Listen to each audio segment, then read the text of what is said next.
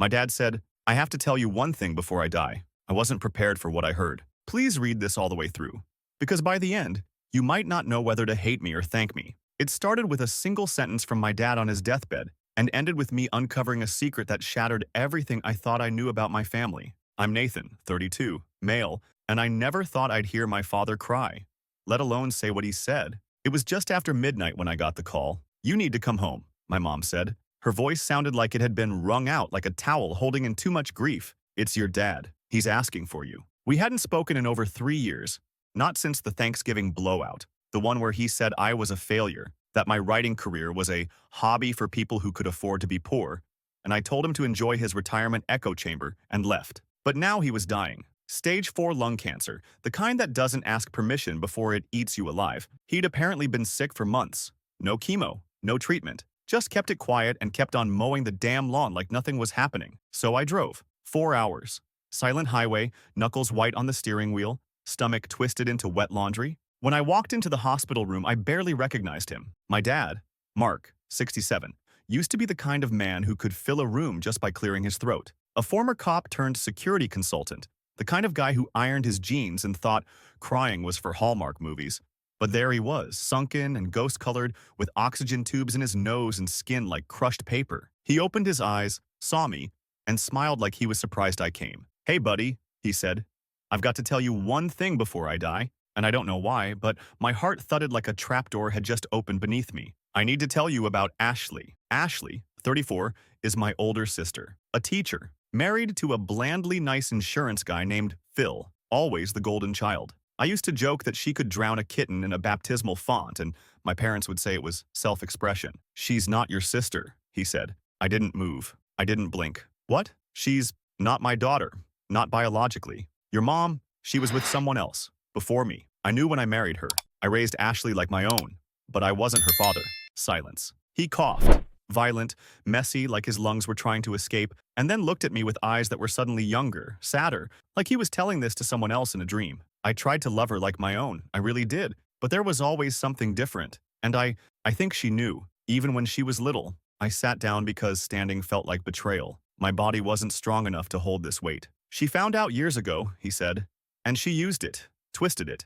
Said if I ever said anything, she'd ruin everything. She told your mom I hit her when she was 14. I didn't. But your mom, she believed her. She made me sleep on the couch for months. Jesus, Dad. I didn't say anything because I didn't want to break the family, but I should have. I should have told you. She's the reason you got kicked out of college. My brain flatlined. What the hell are you talking about? She hacked your email, sent those threats to your professor, said it was you. I stood up again, but the floor felt crooked. That scandal, my supposed threats to a professor after a grade dispute, got me expelled from university, tanked my scholarships. I'd always denied it, always insisted I was framed, but no one believed me. Not even my mom, not even Ashley. I thought it was some hacker, some cruel fluke.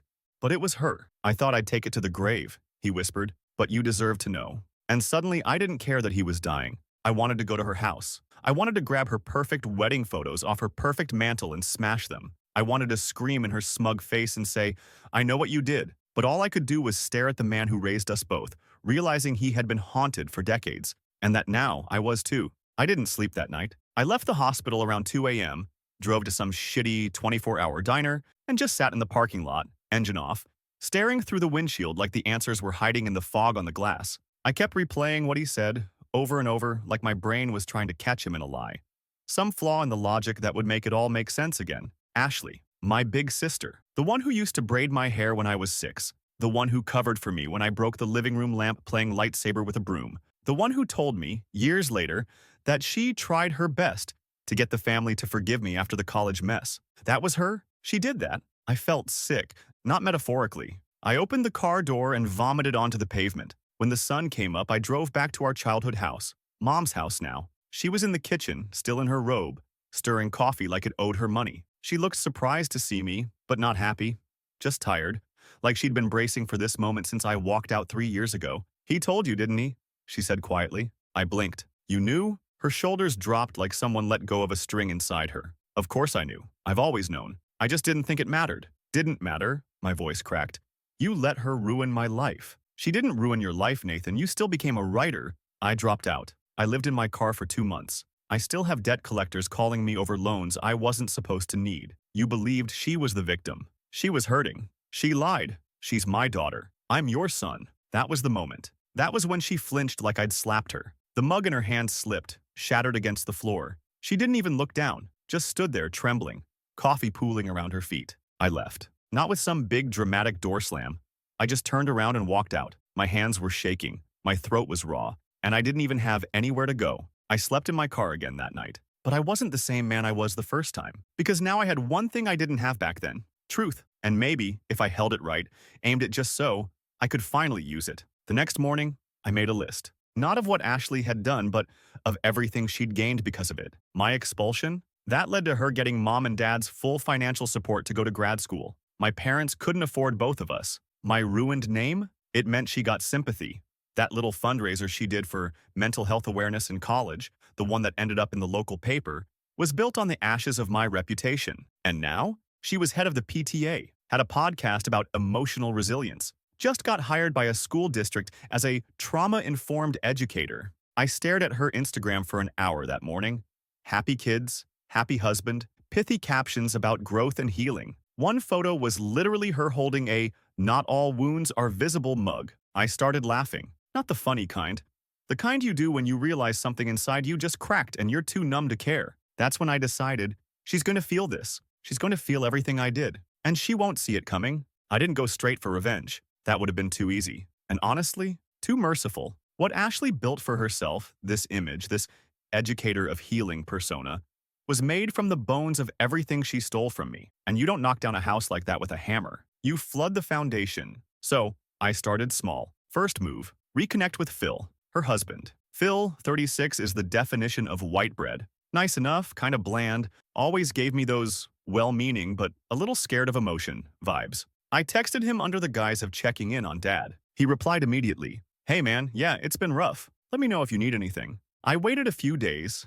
Then I sent him a message that just said, "You ever wonder why Ashley doesn't talk about what really happened back in college?" He didn't reply for a full day. When he did, it was one line. "What do you mean?" Hook. I didn't blow the whole story.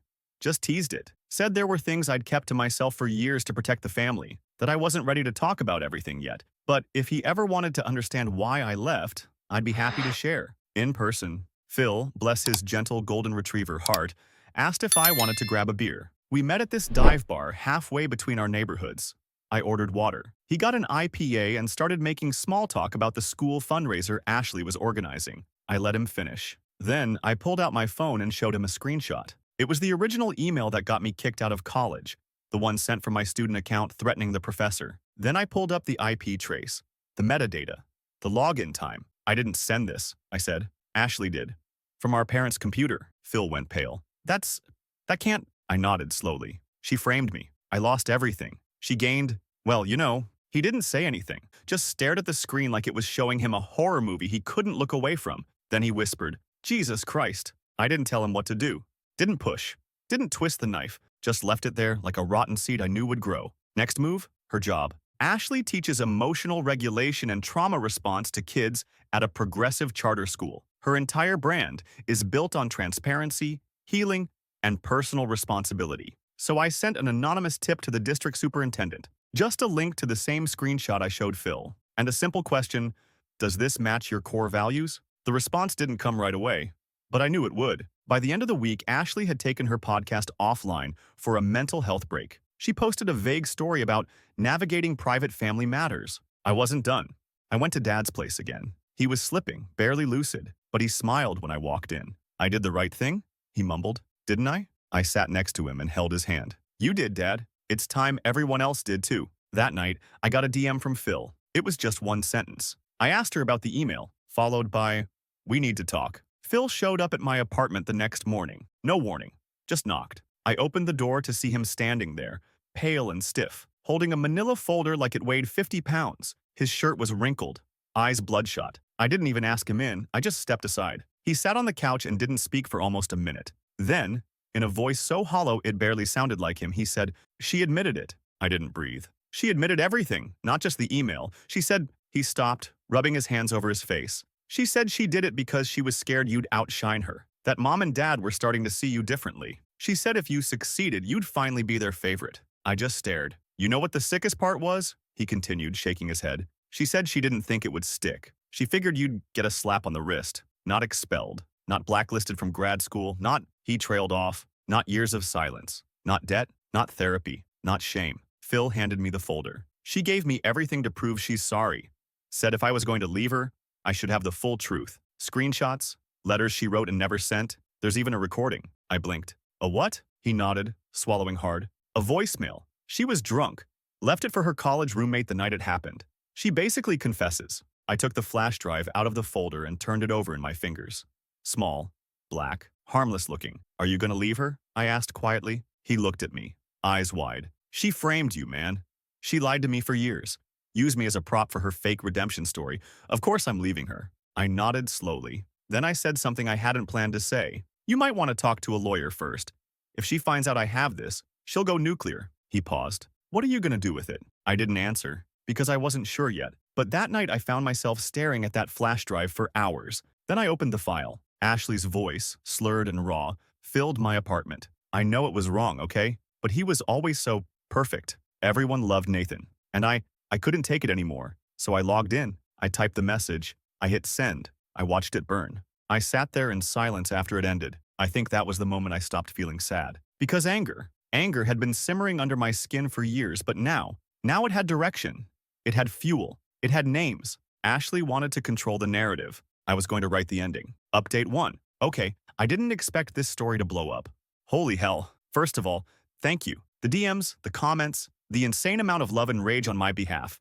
I've read every single one. I wish I could hug every person who messaged burn her life down because, yeah, we're headed there.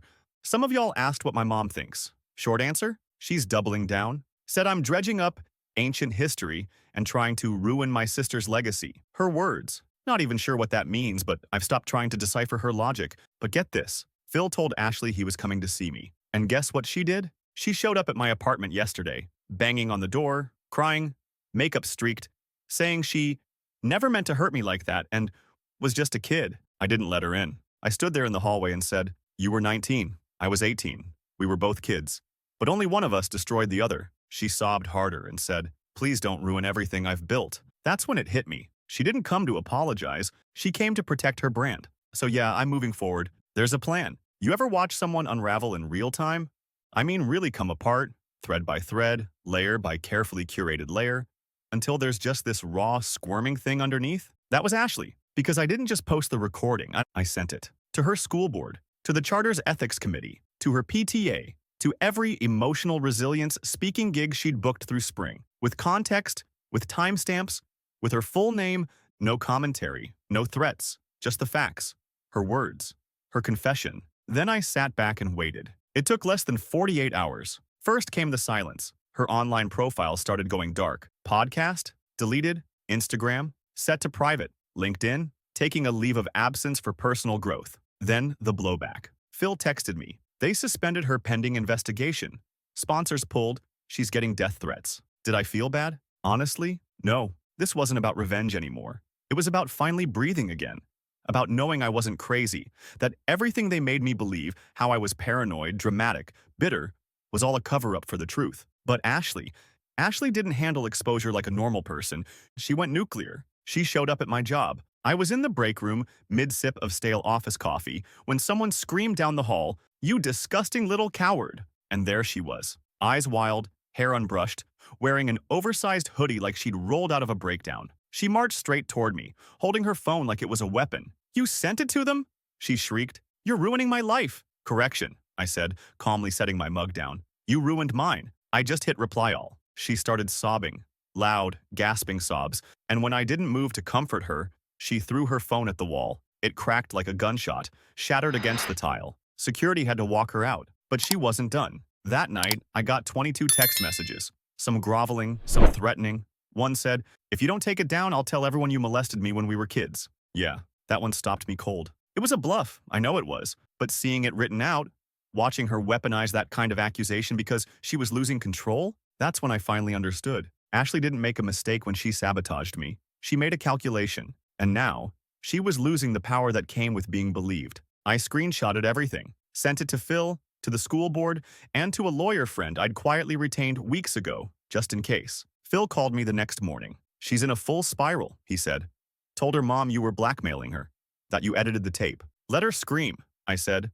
The truth doesn't need a louder mic. He paused. She's moving out. And that's when it hit me. The sister who'd tried to erase me was finally being erased from the world she'd built on my ruin. Ashley didn't go quietly. Of course she didn't. The day Phil told me she'd moved out, I half expected peace. A weird, unfamiliar quiet. Like maybe I could finally unclench the part of myself that had been bracing for her next ambush since I was 19. Instead, she posted a video, a 10-minute tear-drenched monologue on a burner Instagram account. Shaky cam, no filter, dramatic lighting, every second dripping with that faux humility meets performance art vibe influencers get when they know the jig is up, but think they can cry their way out of it. She talked about deep betrayal within her family, about weaponized forgiveness, and how even the strongest healers have shadows. She never said my name. She didn't have to. The message was clear. I was the abuser, the bitter little brother, the vengeful man trying to punish a woman for her past. She even invoked Dad, claimed he'd always treated her differently, and made her feel like a placeholder. Said he was confused when he made that deathbed confession, that he mixed things up because of the meds. I nearly threw my laptop across the room. I called Phil. She's unraveling, he said. She's already deleted it, but people saw it. My mom sent me screenshots. That was the moment I realized she was still dangerous. So I did something I hadn't planned on. I sent the school board everything else. Not just the email, not just the recording. I sent the texts, the threats, the voicemail where she implied she'd fabricate abuse. I even included a statement Dad had written 6 months before he died. A letter I'd forgotten I had, tucked in an old notebook where he apologized. Said he knew he failed me, that he was proud of me. I sent it all, with one sentence attached. I'm not out for blood. I just want the truth to matter again. That was Friday. By Monday, Ashley's teaching license was under formal review. The district released a statement about allegations of misconduct and a pattern of ethical breaches. Sponsors dropped her entirely. A mental health nonprofit that used to feature her as a speaker tweeted, "We have cut ties with Ashley pending investigation into disturbing new information." And then she showed up at Mom's house. My phone lit up around 2 a.m. with a FaceTime from Mom. I didn't answer. A minute later, she texted, "You need to stop this. She's in hysterics. What kind of son kicks his sister while she's down? What kind of mother lets one child burn the other alive and then acts shocked when the flames finally crawl back?" I didn't reply. But I did one last thing. I posted my own video. No theatrics. Just me, sitting in Dad's old recliner, holding the flash drive. I didn't name her either.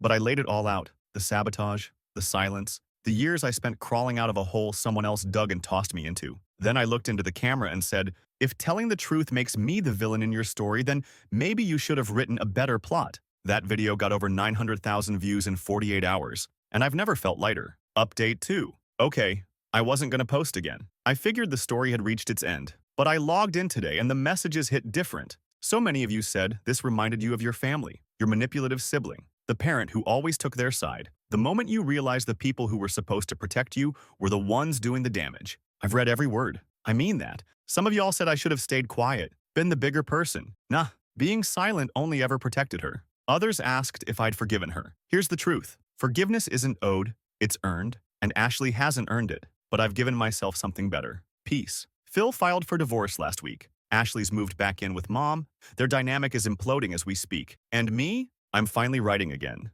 For real this time. Because now I know what my voice sounds like when it's not being choked down. I told you this would get dark, but I didn't tell you how good the sunrise would feel after.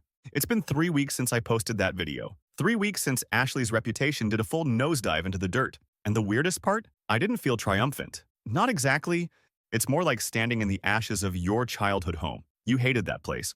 You begged to get out, but now it's gone, and all you can do is sift through what's left and wonder if any part of it was ever real. Mom hasn't called since the night Ashley moved in. Not once, which is almost worse than the yelling. Phil, on the other hand, has kept in touch. We've been grabbing coffee once a week.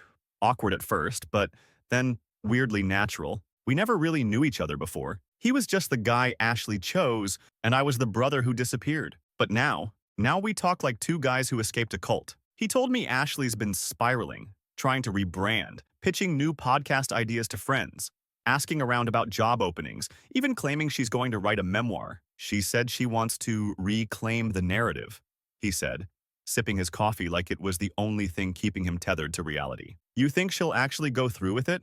I asked. He laughed. She can't even finish her LinkedIn bio without spiraling into a crisis. He paused, then got quiet. She still talks about you, though. I raised an eyebrow. Says you were always jealous, that you were obsessed with tearing her down, that you're bitter because you peaked in high school. I laughed so hard I nearly choked on my drink. Peaked in high school? Bro, I got a full scholarship to college. She nuked that. I wasn't even in my peak yet, he nodded. I know, but she doesn't. That's the thing about people like Ashley. They don't see the world. They curate it. They rewrite it like a blog post until they're always the brave survivor in a war they started. But the world wasn't buying it anymore. Her speaking gigs are gone. Her teaching license is still frozen. And the memoir? She pitched it to a small indie press. They contacted me, asked if I wanted to contribute a foreword. I declined, politely, because I'm done writing her story. Now I'm writing mine. And for the first time in a long time, it doesn't start with me losing. I signed with a literary agent last week. That flash drive, the one that nearly broke me, it's the centerpiece of a memoir I'm writing. Not about Ashley. Not really. It's about truth. About what happens when someone steals your voice and you spend a decade fighting to get it back. And speaking of voices, last night I got an email. Subject line, "You finally did it." It was from Dad's old email address. I blinked, heart stuttering in my chest, thinking maybe it was some glitch or a spam bot. But no, it was from Mom. She used his email to get past my block. All it said was, "You've destroyed our family. I hope it was worth it." I stared at that sentence for a long time. Then I replied, "I didn't destroy anything. I just stopped pretending you didn't." And hit send. I slept better than I have in years. There's a strange kind of silence that follows the storm. Not peace, exactly. Just absence. A vacuum where the chaos used to be. That's where I live now. The fallout settled hard. Ashley's been off social media for over a month. I know from a mutual acquaintance that she's working part-time at a yoga studio now, teaching mindfulness classes. Let that sink in. The woman who tried to blackmail me with a fake abuse accusation is now telling strangers to breathe through their truth. She still hasn't apologized. Not once. And honestly, I don't want one anymore. Because here's the thing about apologies from people like her. They're just another manipulation. Another act in the performance. I don't need her words. I have my own now. I have pages. My manuscript is finished. My agent sent it out to a few editors. One of them bit. A mid-size publisher. Nothing massive, but big enough to get it on shelves. Big enough to put my name back in the world for something true. It's called Burn Patterns. Half memoir, half essay collection. The core of it is the story I've told here, but it branches out too. Into silence, into guilt, into what it means to be the difficult one in a family that values appearances more than people. Phil's writing the afterword. He said he wanted to tell readers what it was like being married to someone like Ashley. What it's like to love a lie and not even realize it until it's wearing your name in court filings. We're not best friends or anything, but there's a strange bond between people who survive the same fire. And speaking of fire, Mom sold the house. She didn't tell me. I found out through a Zillow alert I never turned off. The same living room where Ashley lied about me. The same kitchen where she cried into my cereal and told Mom I needed help. Gone. The listing had new paint, new floors. The fireplace where Dad used to smoke his awful cigars was bricked over. Like a wound, they didn't want anyone to notice. She left no forwarding address. That's fine, because I've got my own place now. A tiny apartment near the lake with a secondhand bookshelf and a thrift store coffee table that creaks when you lean on it. It's not much, but it's mine. Sometimes I sit by the window at night and reread the email Dad wrote me before he died. The one I'd almost forgotten. The one where he said, "I don't expect forgiveness, but I hope someday you'll stop carrying my silence like it was your shame." I think I finally have. That's the real revenge, isn't it? Not the exposé, not the takedown. It's walking away with your dignity intact while they drown in the narrative they tried to trap you in. It's rebuilding from the rubble with your own hands. And when someone asks where all the scars came from, you smile and say, fire doesn't just destroy, it reveals the shape of what mattered. I mattered, still do, and that's the story I'm telling now. Thanks for listening, Reddit. You helped me remember my voice, and now that I've got it back, I'm never giving it up again.